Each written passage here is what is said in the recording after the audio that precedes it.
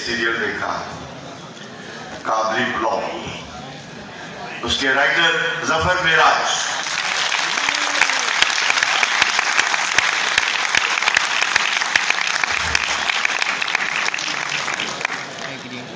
B गुल साहिबा, आप भी तशरीफ में, बहुत अच्छी राइटर। आज के प्लेस की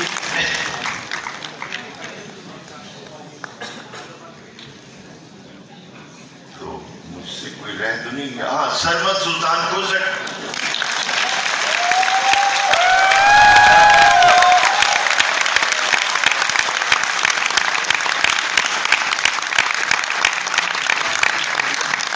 और इनसे गुफ्तगू के लिए शीबा प्लीज।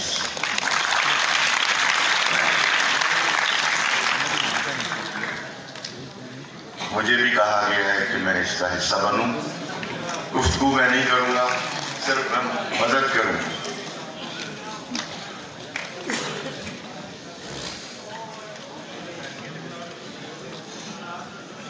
बहुत शुक्रिया।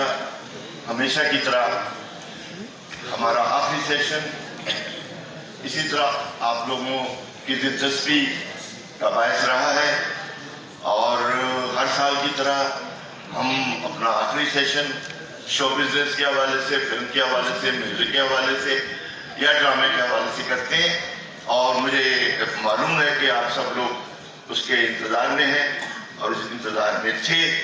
तो अब ये जो पैनल है, इसमें हमने कोशिश ये की कि इसमें मुख्तलिफ वक्तों के राइटर्स, एक्टर्स मौजूद हों और उनका अपना अपना एक्सपीरियंस है, तो आपको हर तरह की गुफ्तगू इसमें मिलेगी।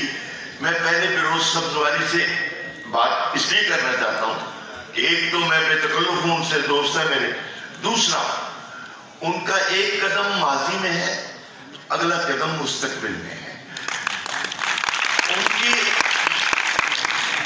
उनकी औलाद अब आज के ड्रामों में उनकी जगह ले चुकी है, तो उनके पास दोनों जमाने हैं। तो बहरोज जरा अपने जमाने को, और बहरोज की एक बात, सुबह बात हो रही थी खुदा की बस्ती की, तो खुदा की बस्ती में 14 साल के थे जब इन्होंने रोल किया था। नौशा मियां का बड़ा अजीब लड़का होता है, वो घर से निकला हुआ और क्या करता है क्या नहीं करता। उससे पहले इनकी ट्रेनिंग रेडियो कराची से हुई। तो बहरहाल ये चाइल्ड स्टार के जमाने से पीटीवी के साथ है। तो बहरहाल आप अपना तजर्बा और फिर अगली नस्ल अब कैसे। अस्सलाम वालेकुम। बहुत बड़ा ऑनर मेरे लिए अपने असरदा के गिर्द बैठा हूँ, सरमत को छोड़ के।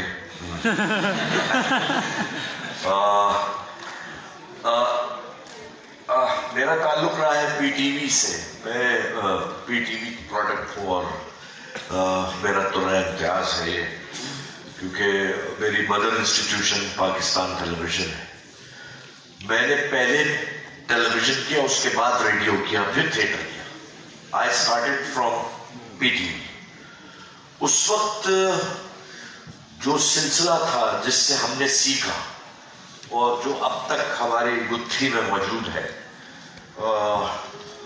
टाइमिंग, डेडिकेशन और काम को समझना, ये बड़ी इंपॉर्टेंट चीज है।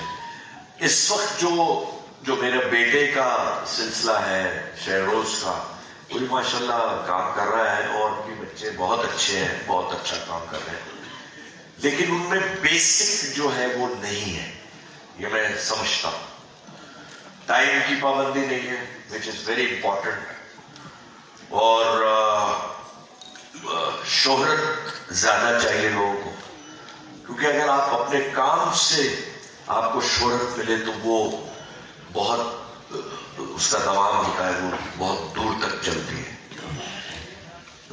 और बदकिस्मती से अब जो हमारा ड्रामा है टेलीविजन का, बहुत से चैनल है, 150 से ज्यादा चैनल है, जिसमें एंटरटेनमेंट के तकरीबन 100 चैनल्स हैं। बहुत अच्छे अच्छे लिखारी हैं उसमें, बीगुल साहिबा यहाँ तशरीफ रखती हैं, भाईजान हमारे, क्या बात है। पुलाव इन्होंने ऐसा पकाया कि छा गया। और जफर महराज साहब कोई कौन नहीं जानता है को। अब हुआ यह है कि जो सुपरहिट सीरियल्स वो अब न्यूज़पेपर की शक्ल इख्तियार कर गए हैं। सुबह आप उसको पढ़ते हैं और शाम तक वो शीशा साफ करने के लिए या कोई चीज ढकने के लिए काम आता है। This is for sure. और पहले जब जैसे खुदा की बस्ती को इस वक्त 50 बरस हो गए, आधी सदी गुजर गई, लोग अब भी मुझे नौशा के नाम से याद करते हैं। और ये फर्क हो गया है क्योंकि जाहिर है कमर्शलाइज हो गया है। मैं इसलिए कह रहा हूं कमर्शलाइज हो गया है, हमारे फायदे में हुआ है, बहुत फायदा हुआ है।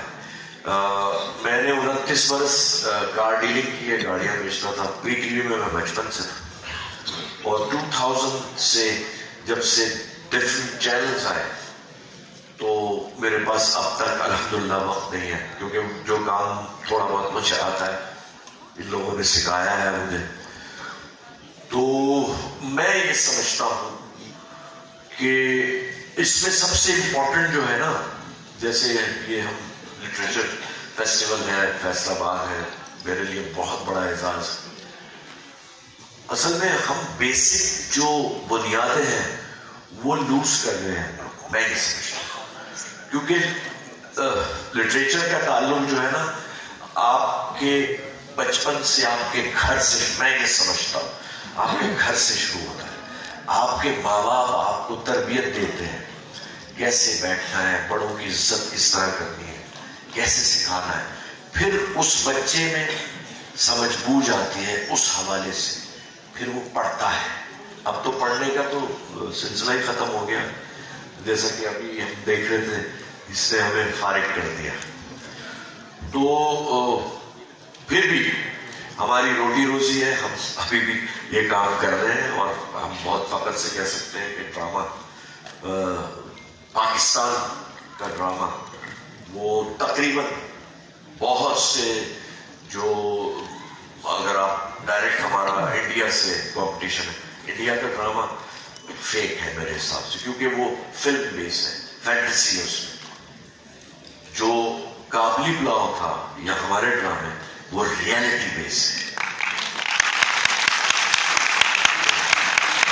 खुदा की बस्ती, वारिस, आप कितने नाम लें, वो रियलिटी बेस है। वो लगता था कि हैपनिंग है। तो एज एन एक्टर भी मैं ये समझता हूं कि आप कोई भी रोल करते हैं तो ऑडियंस को लगे कि हाँ इसके साथ ऐसा हुआ है, तो वो कामयाब होता है, मैं ये समझता हूं। हमारे साथ बहुत अच्छे राइटर्स मौजूद हैं। मैं आपसे एक सवाल सबसे ही करना चाहूँगी और आप सबका टेक लेना चाहूँगी उस पर। मेरी जब जफर महराज साहब से बात हुई तो उन्होंने कहा कि ड्रामे पे क्या बात करेंगे, ना हम सुधरते ना देखने वाले सुधरते हैं, लेकिन बहरहाल हमारे पास एक एंटरटेनमेंट मौजूद है।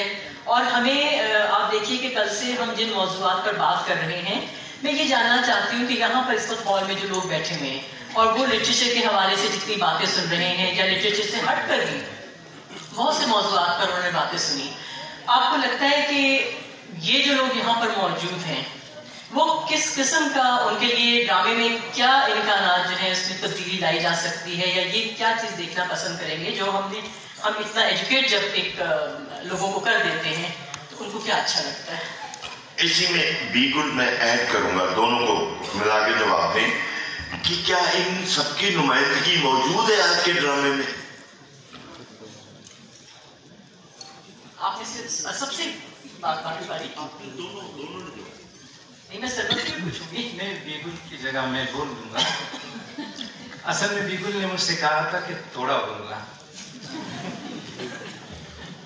मैं एक तो मुझे बहुत अच्छा लग रहा है कि फैसलाबाद में मैं कोयटा से आके बैठा हूँ और इस तरह की बैठकों से ज़ाहिर असर पड़ता है।